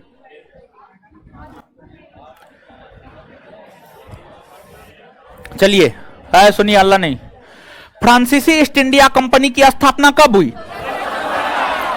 फ्रांसीसी ईस्ट इंडिया कंपनी की स्थापना कब हुई? उस समय फ्रांस के शासक कौन? फ्रांसीसी ईस्ट इंडिया कंपनी की स्थापना में किसका योगदान रहा? किसका योगदान रहा है? किसका योगदान रहा है? फ्रांसीसी ईस्ट इंडिया कंपनी की स्थापना किस नाम से हुई है? किस नाम से हुई है? किस नाम से हुई है? और फ्रांसीसी गवर्नर फ्रेंकोइस केरो जब भारत आ रहे थे ना, तो उसको मदद किया था ईरान का रहने वाला था मकरारा। ईरान का रहने वाला था मकरारा, वो मदद किया था। जैसे वास्को डी गामा को अब्दुल माजिद ने मदद किया था, वैसे ईरान निवासी मकरारा ने फ्रेंकोइस केरो को मदद किया था भारत आने में, भारत में फ्रांसीसी कंपनी के व्यापारिक कोठी स्थापना में। क्लियर है? फ्रांसीसियों ने अपनी पहली व्यापारिक कोठी कहां खोली? कब खोली? दूसरी व्यापारिक कोठी कहां खोली? कब खोली? फ्रांसीसियों का मुख्यालय नगर, मुख्यालय नगर। और ध्यान दीजिएगा, पांडिचेरी को लेकर बड़ी अजीब कहानी है। पांडिचेरी पर फ्रांसीसियों का भी कुछ समय तक कब्जा रहा है, अधिकतर समय तक पांडिचेरी पर फ्रांसीसियों का ही कब्जा रहा है, जिस वजह से अभी भी पांडिचेरी में आप पहुंचेंगे तो अभी भी आपको वहां पर फ्रांसीसी बस्ती देखने को मिल जाएगा, फ्रांसीसी बस्ती देखने को मिल जाएगा। पांडिचेरी को लेकर डच, अंग्रेज, फ्रांसीसी तीनों लड़ रहा था, तीनों लड़ रहा था। पांडिचेरी को लेकर डच, अंग्रेज, फ्रांसीसी तीनों लड़ रहा था। कुछ समय तक डचों का भी अधिकार पांडिचेरी पर रहा, कुछ समय तक जो है अंग्रेजों का भी अधिकार रहा, और सबसे अधिक समय तक फ्रांसीसियों का अधिकार रहा। तो फ्रांसीसियों का मुख्यालय नगर कहां था? कहां था? इसकी स्थापना किसने की है? इसकी स्थापना किसने की है? बंगाल में फ्रांसीसी ने अपना व्यापारिक मुख्यालय किसे बनाया? किसे बनाया? किसे बनाया? अच्छा, जो कर्नाटक का युद्ध है कौन से दो यूरोपीय कंपनी के बीच हुए? हाँ, फ्रांसीसी और प्रथम कर्नाटक युद्ध कब से कब? 1746 से यह युद्ध किस युद्ध से प्रभावित है? किस युद्ध से प्रभावित है? इसकी समाप्ति किस संधि के तहत? प्रथम कर्नाटक युद्ध का तत्कालिक कारण अंग्रेजों द्वारा फ्रांसीसी जहाज का अधिग्रहण किया जाना। अंग्रेजों द्वारा फ्रांसीसी जहाज का अधिग्रहण किया जाना। एक बार फिर से बोलिएगा, याद रखिएगा इसको। प्रथम कर्नाटक युद्ध का तत्कालिक कारण अंग्रेजों द्वारा फ्रांसीसी जहाज का अधिग्रहण किया जाना। अच्छा, प्रथम कर्नाटक युद्ध को और किस नाम से जाना जाए? किस नाम से? सेंट थोमे का युद्ध कब हुआ? 1748। सेंट थोमे का युद्ध कब हुआ? अच्छा, एक बात बताइए, ऐसे तो ये प्रश्न आज तक पूछा नहीं है, लेकिन जब डीप में जाएगा तो ये क्वेश्चन पूछा जा सकता है। किस युद्ध में फ्रांसीसियों ने अंग्रेजी नौसेना को अपने समक्ष आत्मसमर्पण करने पर मजबूर किया? उत्तर क्या होगा? हाँ, सेंट थोमे होगा उत्तर। बात समझ रहे हैं? आज तक ये प्रश्न किसी भी परीक्षा में नहीं पूछा है, लेकिन काफी शानदार प्रश्न है ये अपने आप में, और हम भरोसा के साथ कहते हैं कि ये प्रश्न जो है, ये बात जो है, लुसेंट एसपीटी घटनाचक्र पढ़ने वाला विद्यार्थी नहीं बना पाएगा। समझ गए? और अब तो स्टैंडर्ड थोड़ा सा है, होना चाहिए परीक्षा का। अब देखिए क्या करता है। द्वितीय कर्नाटक युद्ध कब से कब? द्वितीय कर्नाटक युद्ध कब से कब? अच्छा, द्वितीय कर्नाटक युद्ध होने का कारण कर्नाटक का उत्तराधिकारी युद्ध, हैदराबाद का कर्नाटक का उत्तराधिकारी युद्ध और हैदराबाद का उत्तराधिकारी युद्ध। अच्छा, अंबुर का युद्ध हुआ था कौन कर्नाटक युद्ध के दौरान? द्वितीय ना। अंबुर का युद्ध कब हुआ? 1749। चलिए, द्वितीय कर्नाटक युद्ध की समाप्ति कौन संधि के तहत? कौन संधि के तहत? अच्छा, तृतीय कर्नाटक युद्ध कब से कब? कब से कब? तृतीय कर्नाटक युद्ध किस युद्ध से प्रभावित था? सप्तवर्षीय। यह सप्तवर्षीय युद्ध यूरोप महादेश में किस दो देश के बीच हो रहा था? ब्रिटेन और। इस सप्तवर्षीय युद्ध की समाप्ति कौन संधि के थे? और तृतीय कर्नाटक युद्ध की समाप्ति पेरिस की संधि के तहत। इसके बाद तृतीय कर्नाटक युद्ध का तत्कालिक कारण क्या था? अंग्रेज अधिकारी रॉबर्ट क्लाइव और वाटसन द्वारा चंद्रनगर पर कब्जा कर लिया जाना। एक बार फिर से इसको बोल दीजिए तो। अंग्रेजों द्वारा चंद्रनगर पर कब्जा किया जाना। अंग्रेजों द्वारा चंद्रनगर पर कब्जा किया जाना। और इसके बाद आगे बोलिएगा, बाडीबास का युद्ध कब हुआ है? किसके किसके बीच? अंग्रेजों की तरफ से नेतृत्व किस? फ्रांसीसी के तरफ। इस युद्ध में किसकी जीत हुई? किसकी जीत हुई? इस युद्ध से फ्रांसीसियों का पतन हुआ भारत में। फ्रांसीसियों का पतन भारत में किस युद्ध से? वाडीवास का। बात क्लियर है? एगो बात और बता दीजिए बस, ठीक है। सेंट थोमे का युद्ध किस कर्नाटक युद्ध के दौरान? हाँ, प्रथम ना। अच्छा, अंबुर का युद्ध किस कर? अब बाडीवास का युद्ध प्रथम कर्नाटक युद्ध की समाप्ति किस संधि के तहत? अद्वितीय, तृतीय। क्लियर है? खत्म हो गया, ठीक है। पहला चैप्टर खत्म। अब महत्वपूर्ण तथ्य है, उस महत्वपूर्ण तथ्य को आप याद कर लीजिएगा, ठीक है। अब जो है आप नीचे से कुछ लिखना प्रारंभ कीजिए। तो महत्वपूर्ण तथ्य है, उसको याद कर लीजिएगा। 1 मिनट दीजिए, दीजिए। महत्वपूर्ण तथ्य में जो है चौथा नंबर पॉइंट में आइएगा। चौथा नंबर पॉइंट में आइएगा। चौथा नंबर पॉइंट में आकर के 1540 के जगह 1580 कर लीजिए। 1540 के जगह 1580 कर लीजिए, बाद बाकी सब सही है। तो ये महत्वपूर्ण तथ्य आप अपना याद कर लीजिएगा। और उसके बाद पीछे में क्वेश्चन आंसर है, और क्वेश्चन आंसर जो है आप याद कर लीजिएगा। और इसके बाद जो है इसका क्वेश्चन आंसर का आंसर भी हम दिए हुए हैं, तो आंसर देख करके याद कर लीजिएगा। बाद बाकी जो है इस चैप्टर को अच्छे ढंग से पूरा का पूरा पढ़ लीजिएगा।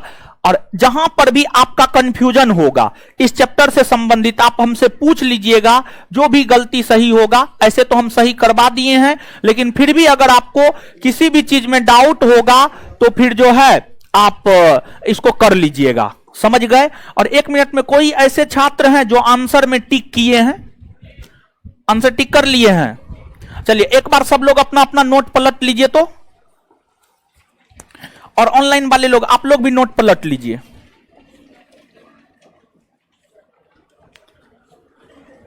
इसको जो है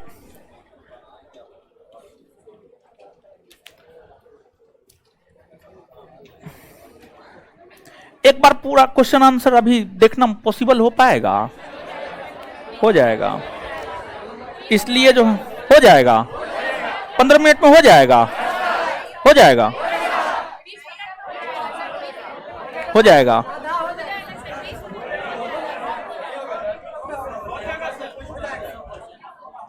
अच्छा आप लोग देख लीजिएगा, आज पॉसिबल नहीं हो पाएगा, नहीं हो पाएगा 15 मिनट में उतना क्वेश्चन है,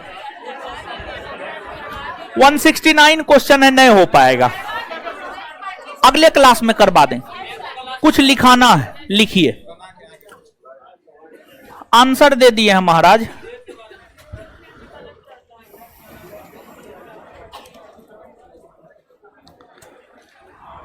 अरे नोट सब जो है सब वायरल कर देता है, समझे, इसी वजह से नोट में थोड़ा बहुत गलत रहता है तो हम इग्नोर ही कर देते हैं, क्लास में पढ़ाने वक्त सही कर देते हैं।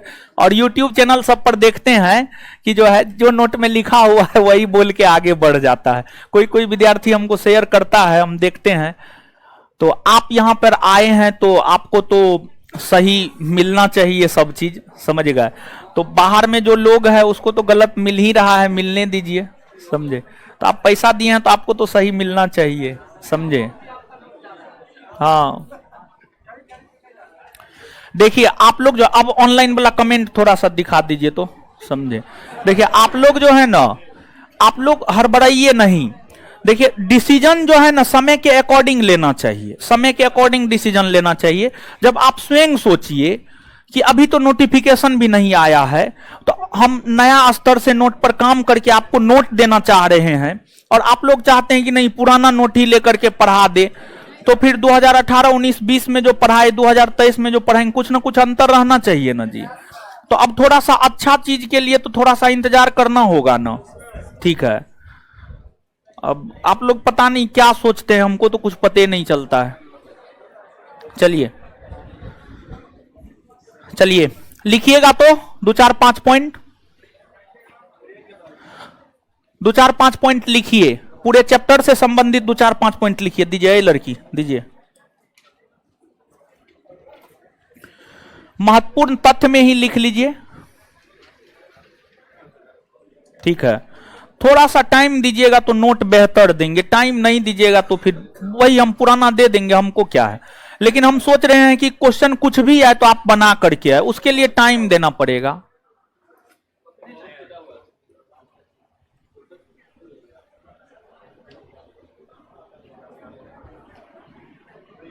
चलिए लिखिएगा।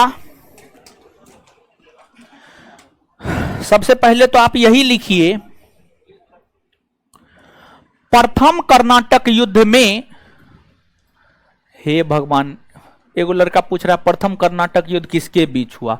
अंग्रेज और फ्रांसीसी के बीच हुआ, अंग्रेज और फ्रांसीसी के बीच हुआ।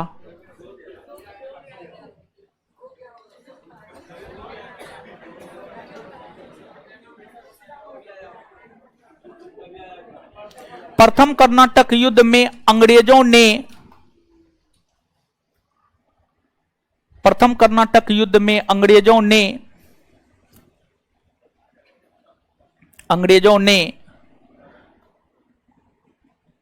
प्रथम कर्नाटक युद्ध में अंग्रेजों को फ्रांसीसियों ने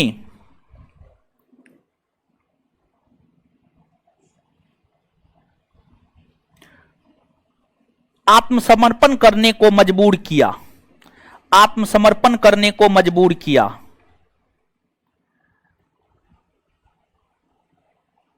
आत्मसमर्पण करने को मजबूर किया।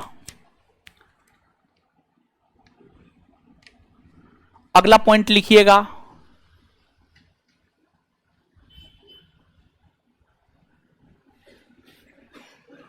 अगला पॉइंट लिखिएगा, भारत आने वाला प्रथम अंग्रेज रॉल्फ फिंच था। भारत आने वाला प्रथम अंग्रेज रॉल्फ फिंच था। भारत आने वाला प्रथम अंग्रेज रॉल्फ फिंच था।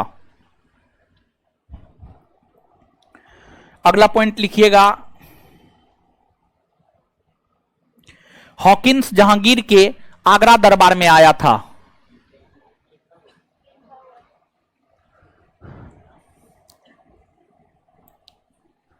हॉकिंस जहांगीर के आगरा दरबार में आया था, तो वहीं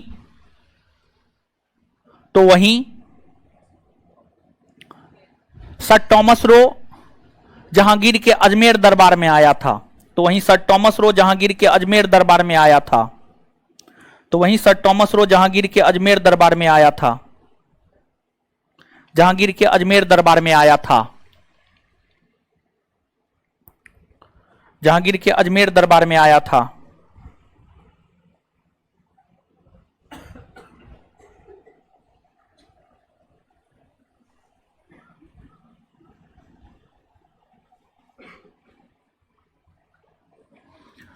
और क्या,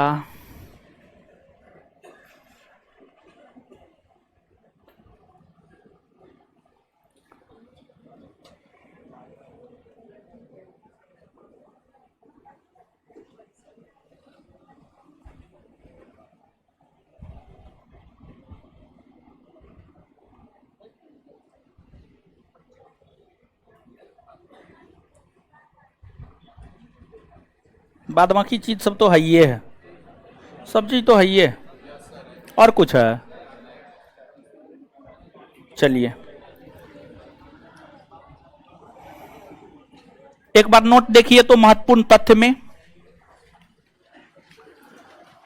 1511 में पुर्तगालियों के द्वारा मलाया द्वीप मलक्का पर कब्जा कर लिया गया।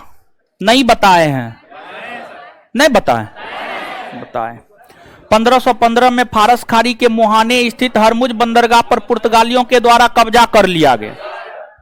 1530 इस वर्ष पुर्तगालियों के द्वारा गोवा की प्रशासनिक केंद्र स्थापित किया गया, यानी गोवा को राजधानी बनाया गया। हाँ वही सब बात 1540 की जगह 1580 करवा दिए हैं ना। 1580 प्रथम जेसुइट मिशन फादर आकाबीबा एवं फादर मॉन्सरेट अकबर के दरबार में पहुंचा था। सही है। 1560 इस वर्ष पुर्तगालियों द्वारा प्रथम ईसाई धार्मिक न्यायालय की स्थापना की गई। इस न्यायालय का उद्देश्य विधर्मी लोगों को सजा करना था। 1612 सूरत में इसी वर्ष कप्तान थॉमस बेस्ट के नेतृत्व की सेना ने पुर्तगालियों को पराजित किया। हाँ स्वाली के युद्ध में, स्वाली के युद्ध में। 1580 इस वर्ष पुर्तगाल पर स्पेन का कब्जा हो गया। यह प्रमुख कारण था पुर्तगाली शक्ति का भारत में पराजित होने का। ठीक है। 1576 डचों ने भारत आगमन के साथ दक्षिण एशिया से पुर्तगालियों को इस वर्ष तक बाहर कर दिया। ठीक है। 1613 इस वर्ष पुर्तगालियों ने सूरत में मुगल शासक के शाही जहाज लूट लिए। जहांगीर इस घटना के पश्चात सूरत के मुगल गवर्नर को पुर्तगालियों को दंडित करने का आदेश दिया। मुबरक खान ने अंग्रेजी नौसेना के कप्तान डॉब्टन की सहायता से पुर्तगालियों को सामुद्रिक युद्ध में पराजित किया। मुगल शासक एवं ईसाई धर्म कुल 3 बार पुर्तगाली मिशनरीज को अकबर ने सन्निवेदन बुलाया था। आप देख सकते हैं इसमें लिखा हुआ है, सारा कुछ समझ गए। पहला 28 फरवरी 1580 को 2 पादरी एकाबीबा एंटोनियो मॉन्सरेट दरबार पहुंचे। दूसरी बार 1590 में दरबार पहुंचे और तीसरी बार 1595 में। वर्ष 1606 में जहांगीर के कार्यकाल में विशाल चर्च को कॉलेजियम या पादरी आवास बनाए रखने की अनुमति दी गई। 1608 में आगरा में एक दीक्षा स्थान आयोजित किया गया। इंग्लैंड के राजा जेम्स प्रथम का राजदूत कैप्टन हॉकिंस की जहांगीर के दरबार में 1608 में उपस्थित हुआ। हॉकिंस के विद्वता से प्रसन्न होकर जहांगीर ने अर्मेनियाई ईसाई मुबारक शाह की बेटी से उसकी शादी करा दिया। पुर्तगालियों ने मुगल शासन के विरुद्ध जाकर हुगली को बंगाल की खाड़ी में लूटपाट का अड्डा बना दिया था। 1611 में स्थापित मसूलीपट्टनम का कारखाना प्रथम अस्थायी कारखाना है, क्योंकि कुछ राजनीतिक विरोध के कारण इनको बंद करना पड़ा। तदुपरांत 1613 सूरत में अंग्रेजों ने प्रथम अस्थायी कारखाना स्थापित किया। वर्ष 1688 में बंबई एवं पश्चिमी समुद्र से मुगल बंदरगाहों का घेरा डाला एवं मक्का जाने वाले हज यात्रियों को बंदी बनाने का प्रयास किया। इस कृत्य से गुस्साए औरंगजेब ने अंग्रेजों को भारत छोड़ने का आदेश दिया था। मुगल शासक ने अंग्रेजों को माफी मांगने पर मजबूर कर दिया। भारत में व्यापारिक विस्तार के लिए अंग्रेज फ्रांसीसी संघर्ष हुए, जिसमें विजयी रहे। इस विजय का प्रमुख कारण अंग्रेजी नौसेना का मजबूत रहा। इसमें विजयी अंग्रेज रहा है, स्पष्ट नहीं किया है, अंग्रेज विजयी रहा है और अंग्रेज के विजयी का कारण अंग्रेजी नौसेना का मजबूत होना है। फिर आपको यह वाला पॉइंट दोहरा दिया गया है। 1632 में पटना में डच ईस्ट इंडिया कंपनी का प्रवेश द्वारा जो आर्थिक तंगी के कारण बंद हो गया। वर्तमान में पटना लॉ कॉलेज उसी स्थान पर है। तो मतलब जो है यहां पर जो है आपको यह बात कह रहा है कि बिहार में सर्वप्रथम कारखाना डचों ने खोला था 1632 में पटना में, 1632 में पटना में। ठीक है। नील की सबसे सर्वोच्च किस्म बनाया में तैयार की जाती थी।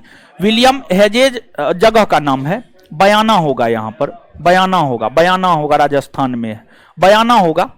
विलियम हेजेज बंगाल का प्रथम चीफ एजेंट था। एशिया में मुक्त व्यापार करने वाले व्यापारी इंटरपोलर कहलाते थे। फ्रांसीसी बस्तियों का वास्तविक संस्थापक फ्रांसिस मार्टिन को माना जाता है। फिजियोक्रेट मुक्त व्यापार करने के पक्षधर फ्रांसीसी फिजियोक्रेट कहलाते थे। यूरोप से भारत आए 1616 डेनिश कंपनी ने अपनी प्रथम फैक्ट्री 1620 में तंजौर के ट्रेंकाउर में स्थापित किया। दूसरी फैक्ट्री सीतारामपुर बंगाल में स्थापित किया। 1725 में डेनिश कंपनी अपना समस्त व्यापार अंग्रेजों के हाथ बेच दिया एवं वापस चले गए। 1725 के जगह 1825 कीजिए, यहां पर 1825।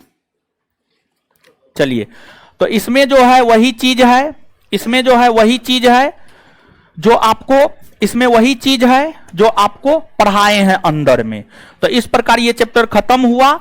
अब आपका काम है इसको याद कर लेना और ऑब्जेक्टिव का आंसर भी दिए हुए हैं उसको भी याद कर लेना। जिसमें डाउट होगा अगले क्लास में आप पूछ लीजिएगा। ठीक है। और अगले क्लास में आएंगे तो एक बार सरसरी निगाह से आंसर भी हम आपको दिखवा देंगे। ठीक है। पहला चैप्टर खत्म हुआ। दूसरा चैप्टर का नोट आप लोग के पास है ना? अगले क्लास से जो है दूसरा चैप्टर प्रारंभ करेंगे। ठीक है।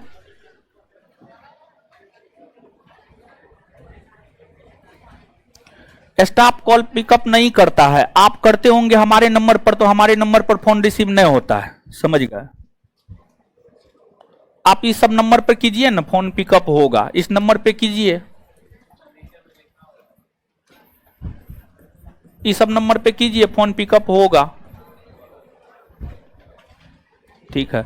अरे फोन ही इतना आता है ना कि फोन उठाना बड़ी मुश्किल हो जाता है।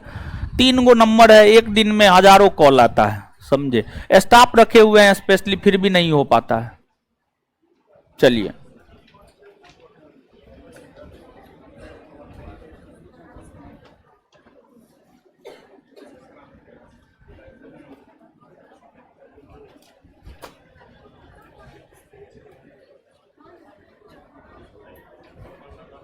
सात नंबर चैप्टर आप लोग को नहीं पढ़ाए हैं बिट्टू सर?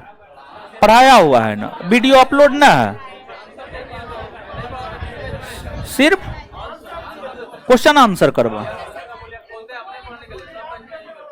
ओ, मोहम्मद शमीम जी 7 नंबर का जो है सिर्फ क्वेश्चन आंसर ही करवाए हैं। तो क्वेश्चन आंसर वाला वीडियो अपलोड है, वो देख लीजिए। कौन चीज का पीडीएफ डाल दें? सब चीज का पीडीएफ डाला हुआ है।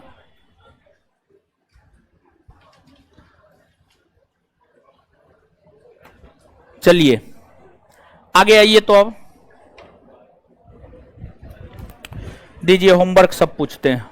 क्या दिए थे होमवर्क? सब 2 नंबर पढ़ के आए हैं,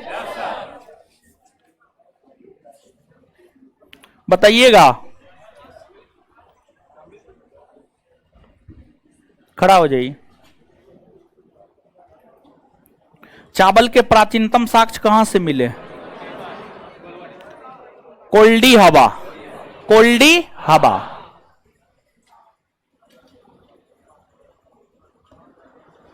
टॉमस रो अजमेर दरबार में आया था। बैठ जाइए।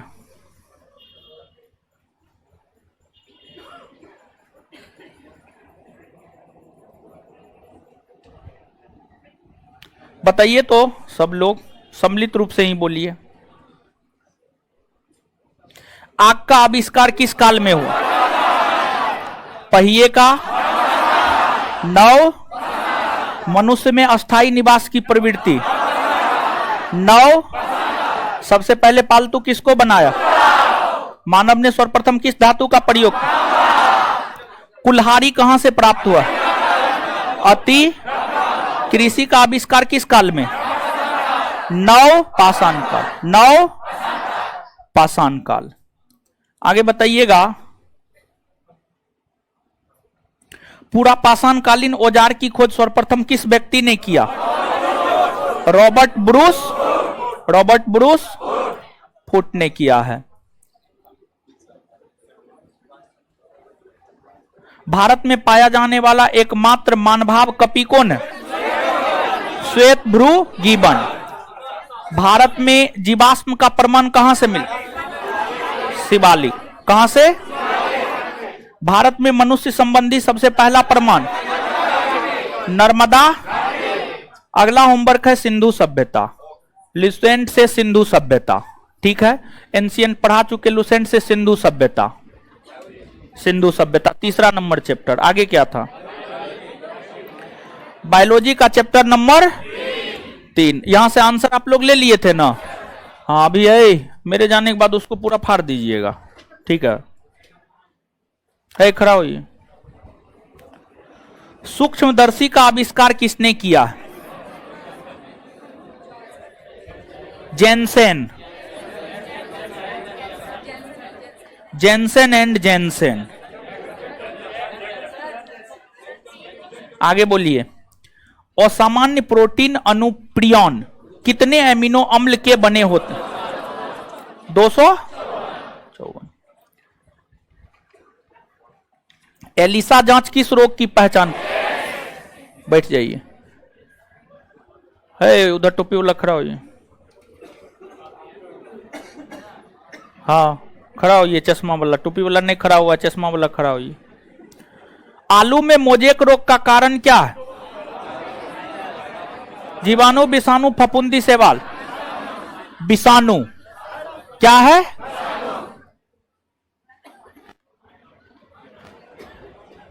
खड़ा हो जाइए। चलिए अगला क्वेश्चन बताइए आप ही। एडवर्ड जेनर किसकी खोज की है? हाँ? कौन जी? जीवाणु में किस प्रकार का डीएनए पाया जाता है? हाँ? कुंडलित। बैठ जाइए। जीवाणुओं की साधारण आकृति होती है? हाँ? एक सर्पिल जीवाणु को क्या नाम दिया गया? हाँ? एस्पाइरिलम। उधर खड़ा हो जाइए जी। है, खड़ा होइए उधर। है, खड़ा होइए। जीवाणुओं में श्वसन का स्थान है? जीवाणुओं में श्वसन का स्थान है कोशिका झिल्ली। कोशिका झिल्ली। बैठ जाइए। जवाब कहां दिए हैं आप? उधर खड़ा होइए। खड़ा होइए उधर। उधर चश्मा वाली के बगल में।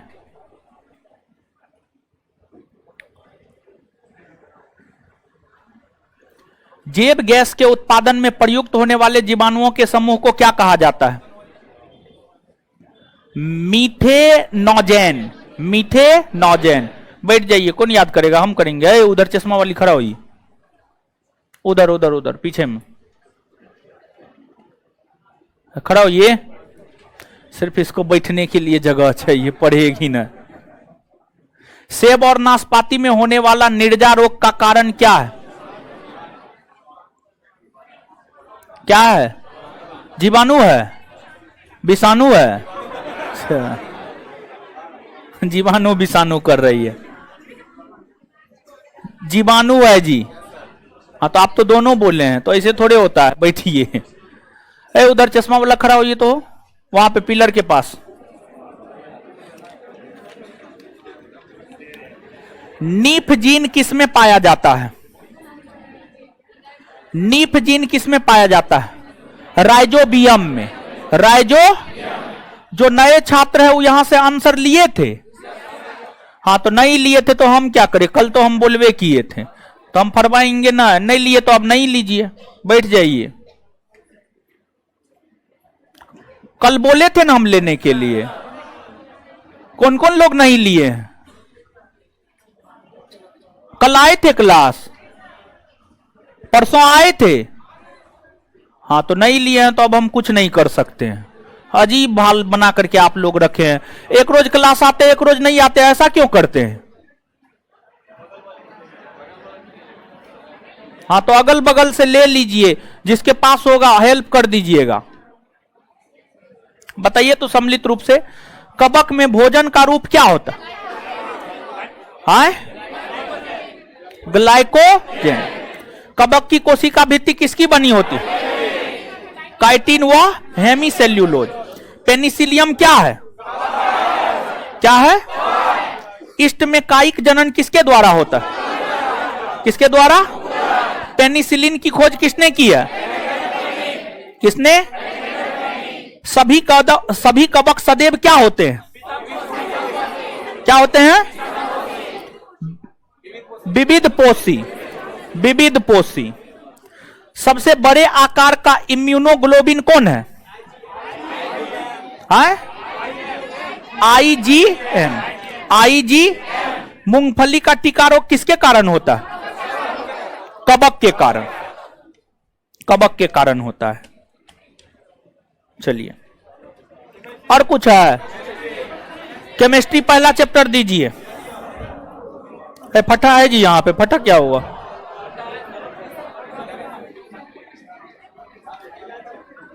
खड़ा हो जाइए, खड़ा हो जाइए। विरंजक चूर्ण क्या है?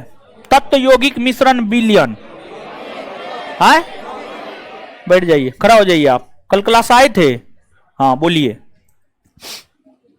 खड़िया क्या है? तत्व यौगिक मिश्रण है। बैठ जाइए, पीछे वाली खड़ा हो जाइए।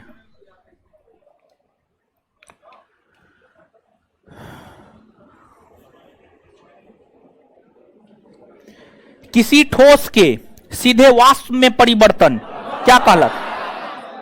क्या कहलाता? ऊर्ध्वपातन। बैठ जाइए, उसके पीछे वाली खड़ा हो जाइए।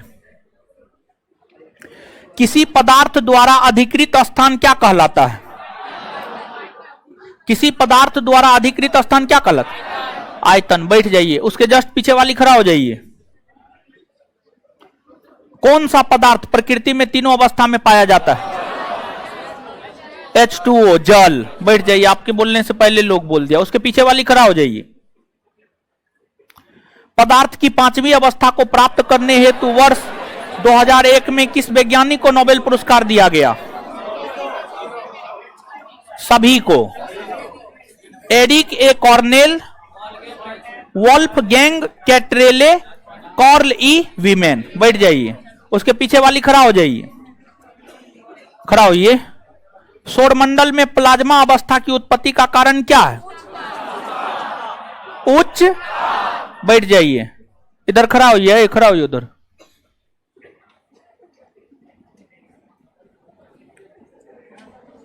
किसमें अंतराण्विक बल प्रबलतम होता है? जल, हाइड्रोजन, रुई, दाल है? दाल में होगा।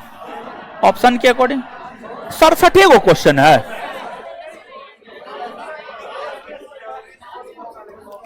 पीछे वाले खड़ा हो जाइए। पदार्थ के किस अवस्था में तरलता के अभिलक्षण पाए जाते हैं? द्रव और गैस। उसके पीछे वाले खड़ा हो जाइए। पदार्थ के भौतिक वर्गीकरण में कौन एक शामिल नहीं है? धातु। क्या शामिल नहीं है? धातु। वो तो हम बोले हैं, आप थोड़े बोले हैं। उसके पीछे वाले खड़ा हो जाइए।